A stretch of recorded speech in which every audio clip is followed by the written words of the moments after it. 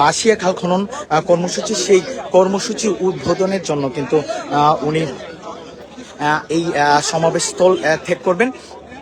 এবং বর্তমানে আমরা সেই সিটি কর্পোরেশনের সামনের যে দৃশ্য, সেই দৃশ্য কিন্তু দেখানোর আমরা চেষ্টা করছি। নেতাকর্মীরা সকাল থেকেই কিন্তু প্রধানমন্ত্রী তারেক রহমানকে ঘিরে তাদের মধ্যে যে উচ্ছ্বাস, সেই উচ্ছ্বাস কিন্তু আমরা লক্ষ্য করছি।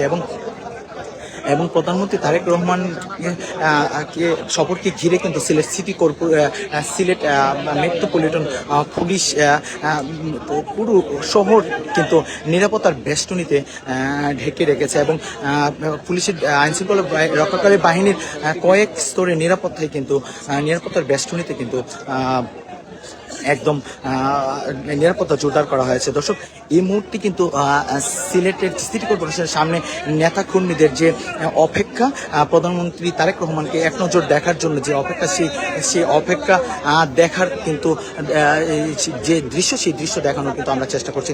এরপর করে কিন্তু এই সুধী সমাবেশ শেষ করে কিন্তু বাঁশিয়া খাল খনন যে কর্মসূচি, সেই কর্মসূচি উদ্বোধনের জন্য কিন্তু প্রধানমন্ত্রী তারেক রহমান এই সমাবেশ স্থলে ত্যাগ করবেন। বিকাল 3টায় কিন্তু সিলেট যে জেলা স্টেডিয়াম রয়েছে, সেই জেলা স্টেডিয়ামে নতুন করে স্পোর্টস 2026 উদ্বোধনী অনুষ্ঠানে কিন্তু উনি যোগদান করবেন। এবং পরবর্তীতে বেলা 5টায় জেলা শিল্পকলা একাডেমিতে কিন্তু বিএনপির যে নেতাকর্মীরা রয়েছে, সেই নেতাকর্মীদের সাথে কিন্তু একটি সমাবেশের কথা রয়েছে। তারপরই কিন্তু বিকেলে কিন্তু প্রধানমন্ত্রী তারেক রহমান সিলেট ত্যাগ করবেন। প্রধানমন্ত্রী তারেক রহমানের সফরকে ঘিরে কিন্তু পুরো শহরটি আমরা দেখেছি যে আইন শৃঙ্খলা রক্ষাকারী বাহিনীর যে নিরাপত্তা, সেই নিরাপত্তার বেষ্টনীতে কিন্তু একদম ঢাকা রাখা হয়েছে। এবং নেতাকর্মীদের যে উচ্ছ্বাস, সেই উচ্ছ্বাস কিন্তু আমরা লক্ষ্য করছি। ভাই, একটু যদি বলতেন, আমরা সরাসরি সম্প্রচারে ছিলাম, একটু যদি বলতেন প্রধানমন্ত্রী তারেক রহমান আসছে, আপনাদের অনুভূতিটা কি?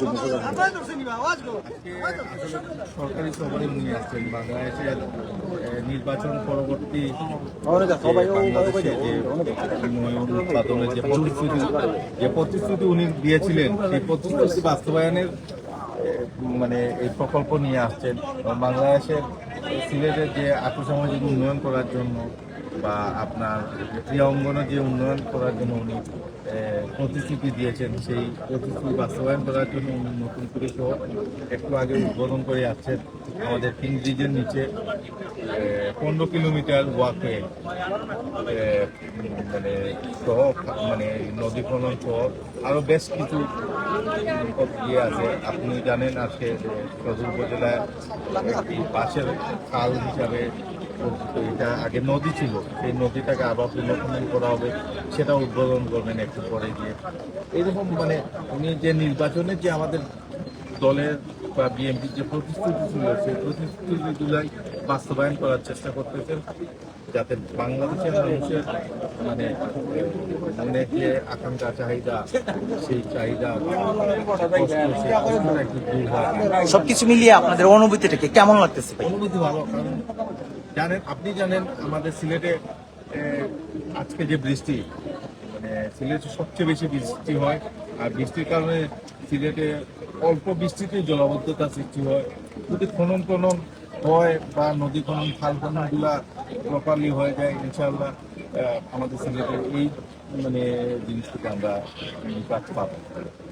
দর্শক, যেমনটা শুনছিলেন, একজন বিএনপি কর্মী কিন্তু আমাদের জানাচ্ছিলেন যে সিলেট যেহেতু বৃষ্টি অধ্যুষিত একটি এলাকা, অর্থাৎ ঘন ঘন বন্যা হয়, সেক্ষেত্রে কিন্তু সিলেটের মেন শহরে কিন্তু প্রতি বছরই আমরা বিভিন্ন ধরনের জলাবদ্ধতা দেখতে পাই। এবং বন্যা কবলিত একটি বিভাগ বলা চলে সিলেটকে। সেই সিলেটের জলাবদ্ধতা নিরসনে কিন্তু আজকে প্রধানমন্ত্রী তারেক রহমান কিন্তু বেশ কয়েকটি প্রকল্প উদ্বোধন করেছেন। তারই মধ্যে কিন্তু সিলেটের যে সুরমা নদী রয়েছে, সেই সুরমা নদীর 15 কিলোমিটার জুড়ে কিন্তু ওয়াকওয়ের ব্যবস্থা করেছেন। অর্থাৎ এই ওয়াকওয়ে ধরে কিন্তু সিলেট নগরবাসী অথবা সিলেটে বসবাসকারী লোকেরা কিন্তু সেই ওয়াকওয়ে ব্যবহার করতে পারবেন। এমনকি বন্যার নিরসনে কিন্তু যে পদক্ষেপগুলো নেওয়া দরকার, অর্থাৎ বাঁধ নির্মাণ সহ যে পদক্ষেপগুলো নেওয়া দরকার, সেই পদক্ষেপগুলো কিন্তু উদ্বোধন করেছেন আজকে প্রধানমন্ত্রী প্রধানমন্ত্রী তারেক রহমান। এবং আমরা দেখতে পাচ্ছি প্রধানমন্ত্রীকে এক নজর দেখার জন্য কিন্তু শহরের বিভিন্ন প্রান্তে কিন্তু জনতা কিন্তু ছাতা হাতে নিয়ে কিন্তু অপেক্ষা করছে এক নজর প্রধানমন্ত্রীকে দেখার জন্য। প্রধানমন্ত্রী তারেক রহমান কিন্তু আজকে সকাল 9:56 কিন্তু ইউএস বাংলা একটি ফ্লাইটে কিন্তু সিলেট যে ওসমানী ইন্টারন্যাশনাল এয়ারপোর্ট রয়েছে সেই এয়ারপোর্টে কিন্তু ওনার স্ত্রী জুবাইদুর রহমানকে নিয়ে কিন্তু উনি সিলেটে এসেছেন। এবং যেহেতু জুবাইদুর রহমানের অর্থাৎ প্রধানমন্ত্রী তারেক রহমানের শ্বশুর বাড়ি যেহেতু সিলেট, সেই ক্ষেত্রে কিন্তু